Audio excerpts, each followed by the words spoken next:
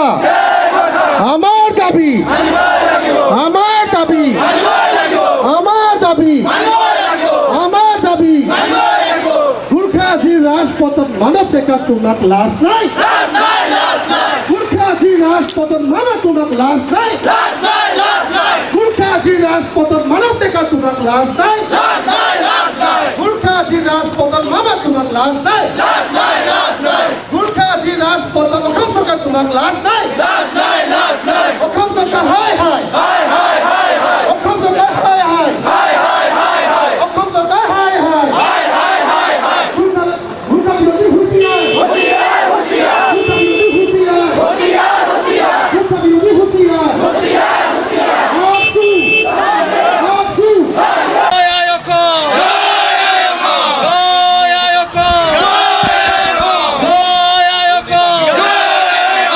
লখিমপুর জেলার বসবাস করা গুর্খা ক্লাব মাটির অধিকার প্রদান করো লখিমপুর জেলার বসবাস করা গুর্খা ক্লাব মাটির অধিকার প্রদান করো অসম সরকার হায় হায় অসম সরকার হায় হায় বিজেপি সরকার গো ব্যাক বিজেপি সরকার গো ব্যাক লখিমপুর জেলার বসবাস করা গুর্খা ক্লাব মাটির অধিকার প্রদান করো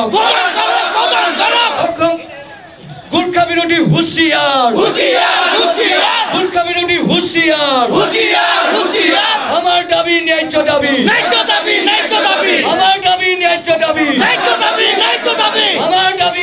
দাবি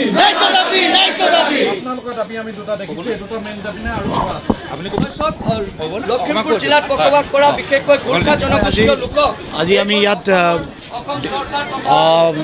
মানে ট্ৰাইবেল বেল্ট এণ্ড ব্লকত যিমানখিনি গোৰ্খা সম্প্ৰদায় আছে তেখেতলোকৰ কাৰণে আমি যুঁজি আগবাঢ়ি আহিছোঁ। আজি প্ৰটেষ্ট ৰেলী আমাৰ যিটো প্ৰটেক্টেড এৰিয়া অনাৰেবল CM ছাৰে আমাক ঘোষিত কৰিছিলে সেইখিনি একচুৱেলি 1947 আমাৰ ফাৰ্ষ্ট চিফ মিনিষ্টাৰ বৰদলৈ ছাৰে আমাক গোৰ্খাসকলক প্ৰটেক্টেড জাতি বুলি কমিউনিটি বুলি তেখেতে ডিক্লেয়াৰ কৰিছিলে।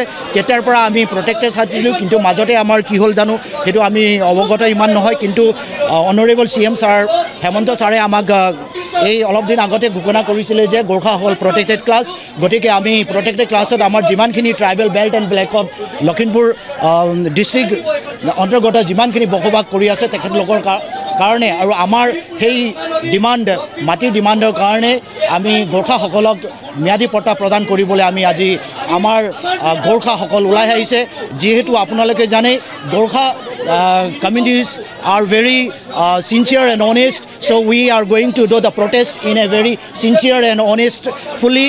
So we request to the government, Hemanta sir, to just see us our demand and to solve our problems. Jai Gorkha, Jai Ayakam. Thank you.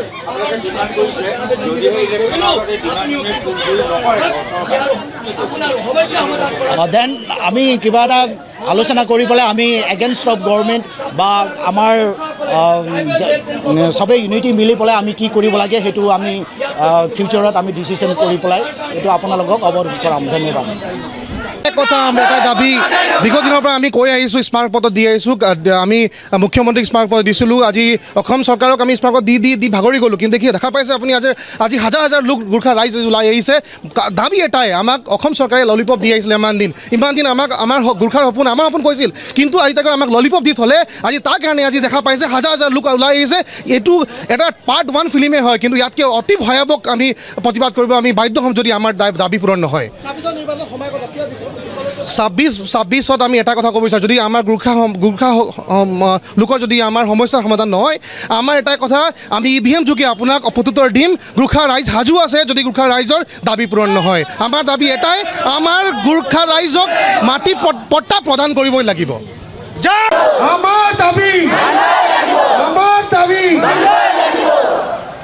BJP go back, BJP go back, BJP go back, BJP go back, हम सबका होशियार, हम सबका होशियार, हम सबका होशियार, हम सबका होशियार, BJP go back, BJP go back, BJP go back.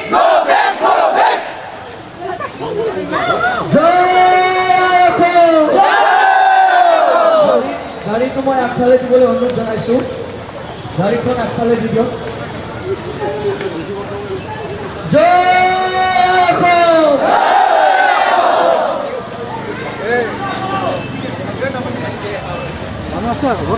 Lakhimpur জিলাত বিশেষকৈ বসবাসক জনগোষ্ঠীয় ৰাইজক যেনেধৰণে প্ৰতাৰণা কৰিছে, যেনেধৰণে প্ৰবঞ্চনা কৰিছে, তাৰ বিৰুদ্ধে আমি গোৰ্খা জনগোষ্ঠীয় ৰাইজ আজি স্বতঃস্ফূৰ্ত ওলাই আহিছে।